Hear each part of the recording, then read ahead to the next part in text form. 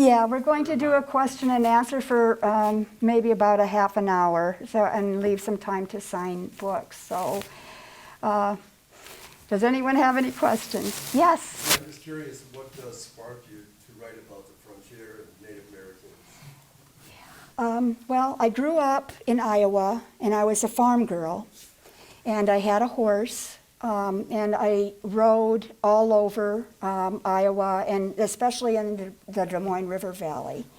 And there were a lot of like old railroad traces and pioneer cemeteries and even buffalo wallows, if you know how to find them.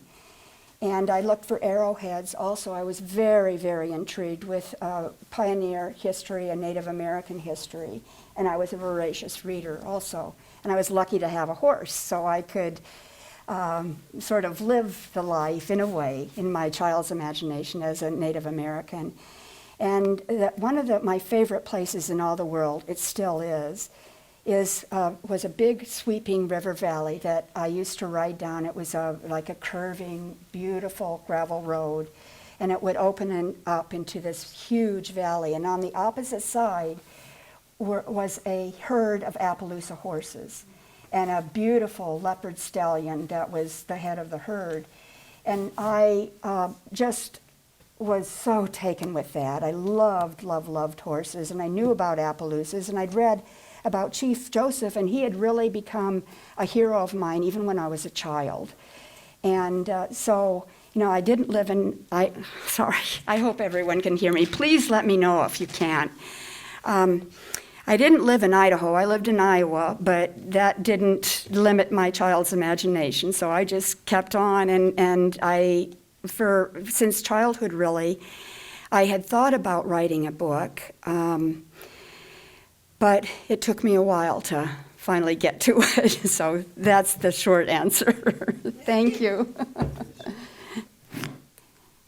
Yes, Corinthia, hi. Your research is so impressive, and I was struck and surprised by the research you must have done for early America in the Northeast and the immigrants who Yeah. came. How did you manage that? And do you do 3x5 cards? You know what? I do all formats of cards.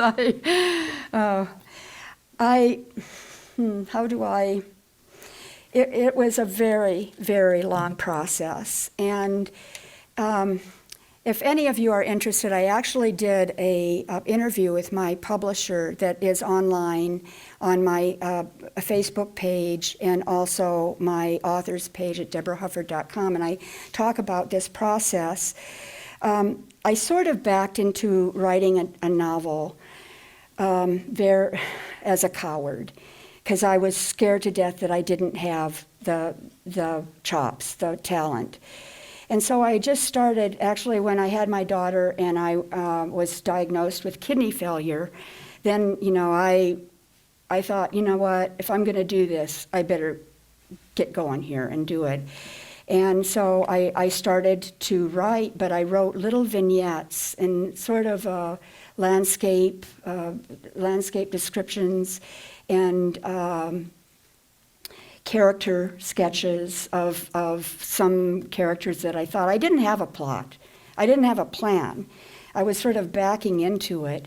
And I read a lot. I've always read a lot about Native American history, and I have a pretty vast library, and then I started buying more books to augment my knowledge.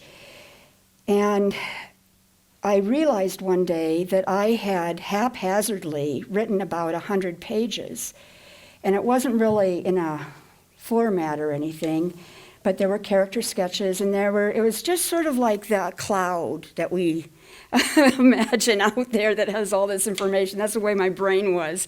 It had all these segments that were disconnected, but somehow my brain was sort of forming something, a plot. And so then I decided to start in earnest to plot together a story. And but the research is the hardest part And I think historical fiction is the hardest genre because of that. And one thing that sort of drove me a lot, some novelists have this experience, but I certainly did. When I started writing my characters, they started writing themselves. Like, I don't know how many of you have read the book, but Willie McGee he's very foul-mouthed, Irishman. I loved him, and he would not shut up. He just kept. And a lot of, well, some writers say they have that experience, that they're character-driven. And so I started with that, and then I started to piece together historical events. And the core of it, the nut of it, was really the Nez Perce War, 1877, and everything that led up to that, and then the aftermath of that. And then other characters sort of introduce themselves. But at one point, it was about in the middle maybe of the process, it was when I lived in Whitefish Bay on Cumberland, or on Woodburn, and I had a pretty big living room, and I think I had 1,000 pieces of paper laid out all across the room with dates and strings, and it was, and I just thought to myself, I don't think this is ever going to happen. But then you start to research more. The greatest gift that I was given, and it truly is probably the greatest honor of my life, is that I made contact with a Nez Perce chief. They don't really call themselves chiefs, but he was chair of the Nez Perce tribe for a long time, Alan Pinkham Sr. And I asked him if he would be willing to read a first draft and then give me some feedback on the Nez Perce and Nez Perce history. And I worked for him probably for 3 years, and I recorded about 25 hours of interviews with him, and he vetted my book, and he also wrote the foreword. And he helped me a lot. I had the dates usually right. In fact, my research stood up very well. But he added some little things because his grandfather actually rode with Chief Joseph. So I'm sure he has a photographic memory. He's 85 years old, and what the knowledge that he has in his head is phenomenal. But that was really the thing that helped me most and gave me assurance that not only was it accurate and that it honored the Nez Perce and his people, but that I had the endorsement of one of the most powerful men in the tribe and other Nez Perce elders as well. So I don't know, I could talk on and on about research and how you do it, but I think most authors will tell you that it's really sort of haphazard because you fall into these little holes and you go down these little tunnels and whole worlds open up to you, and you really have to use discipline to pull yourself back and say, that's either another book or it's lovely and fascinating, but not going to fit here. So, and then of course there are always editors who will tell you that if you don't realize it. So, thank you for that question. Anyone else? I would like to know when your press agent's going to expect a picture.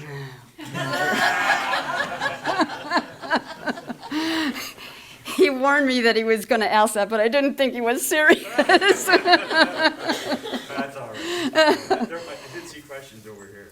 Yes. Hi. So this is such an act of courage and stamina. Oh, thank you. And I guess I'm curious about, from your family in the business. So I'm curious about your family. What influence did your family have in terms of giving you that fortitude, faith? I mean, all those things, I think, stand in this work. And it's just, Oh, thank you so I'm much. curious about all Well, it helped that I grew up in Iowa, and I didn't actually grow up on a farm, but I grew up between two farms, a sheep farm and a livestock and crop farm. And I also, I farmed out my labor to board my horse because I couldn't afford to pay for him. So that informed a lot of my life, my love of animals, my humanity. Also, our family has, well, they have been very supportive, all of them. My mother and dad especially. We have writers in our family. My sister, years ago, before it was ever popular, wrote a book. So we have authors in our background, in our ancestry. So that also informed me and maybe gave me a little bit of courage that maybe I had something. My dad and mother both told wonderful stories, and Evan's dad and mother too. Well, he contributed to profanity. He was. Willie channeled Evan's dad, who was a staff sergeant in World War II in Italy with howitzer artillery. So you can imagine what he. But my dad and mother both told wonderful stories, and my dad was really a storyteller, and he just liked to tell stories that would really, sort of pull us along, and then there would be some punchline at the end that was, but we were hook, line, and sinker. So yeah, I think all of us in our family really we read a lot. One other thing that did inform me is, Mama, it's okay. I was a rodeo queen because our town had a rodeo, and it wasn't just a little teeny rodeo. No, when I was queen, it was rodeo of the year in the United States. And I was, I think, the first Hufford that was involved. But then my sister's sons started getting involved and were in the wild horse race. Microphone. Oh, can you all hear what I'm saying? Sorry. Okay. I'm a failure. Sorry. Well, anyway, our family, a lot of my nephews they truly are cowboys, and they are in the wild horse race. And my sister, Sue, was in the first all-women's wild horse race. And these are very, very dangerous events. You get hit in the head by a horse's skull, and it could be the end, so, or a hoof. Well, Marshall was hit in the, anyway. So, does that answer your question? Thank you for that. We have time for one more question, and then Deb will do some signing. to Really? finish out Okay. tonight. Sandra? Anything else? How did you pick the pictures? Oh, thank you very much for asking. Well, in my library, I have thousands of books, but because it was the West, and frontier photographers played such a part in documenting the West, because photography, Brady was probably the first well-known photographer to document the Civil War, and that was really, really shocking to Americans. But then frontier photographers started going out west. So there are many, many wonderful books that have all kinds of photography, and they come from county historical societies, state historical societies. I actually, in the back of my book, I have about 10 pages of documentation, and I've worked with the Library of Congress and Yale Library and hundreds of libraries, really. In fact, I credit Whitefish Bay Library in my acknowledgments and other area libraries because I owe them so much. But so I really, I had all these books and all these wonderful photographs, and that was really part of my writing journey, because I had these photographs really gave me a deep sense of what it was like to be there. It wasn't a Hollywood version, it was a real version. And the book that really affected me most was Ken Burns' The West, which is the companion. It's a monster tome. It's a companion piece to his series, The West. And he opens with the frontispiece is the famous photograph of Chief Joseph by Edward Curtis. And I thought it was very interesting that he chose that photograph of the probably 100,000 photographs that he had researched to be the leading photograph. And I also, Ken Burns really, I mean, he is my hero because he has been able to cut through all the social media, I mean, we're just bombarded with television and social media and all these images, and he somehow, in his genius, cut through all of it and slowed us down to really appreciate history. And he actually created narratives that were compelling with still photographs from the West, from the 1800s. And if you'd asked any media expert, they would have just said, that's not, no way is that going to work. But look at what he's done. And so I was very encouraged that using photographs in my fiction would be successful. One other note that I wanted to add, several years ago, I started a history blog called Notes from the Frontier. And originally, my reason was to sort of create a platform for your future books, for a fiction writer. And I used, it was very heavily, the blogs are very heavily researched. There's over 400 of them now. And very, very image heavy. And so that was sort of an experiment, a pre-experiment for my book. And it very quickly grew to 100,000 readers. So then I knew that I had something.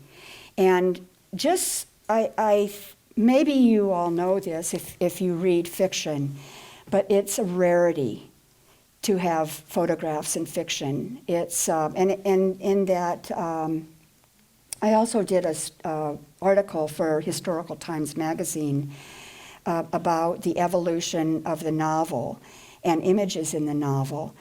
And really, images haven't been used in novels for really right after World War II. Kurt Vonnegut did use images, sketches, his own sketches, in his novel Breakfast of Champions. But that's about the most recent one, and those were sketches. And so it's extremely rare, and it was, I think, one thing reason that some publishers were worried about it, that they didn't know. I mean, they liked the photographs, but for the feedback that we've been getting is that people love the photographs, so make it the story come even more alive. So, thank you. Any? Okay. So, Thank you, everyone. all right. Well, thank you again, everyone, for coming. Deb's going to sign books.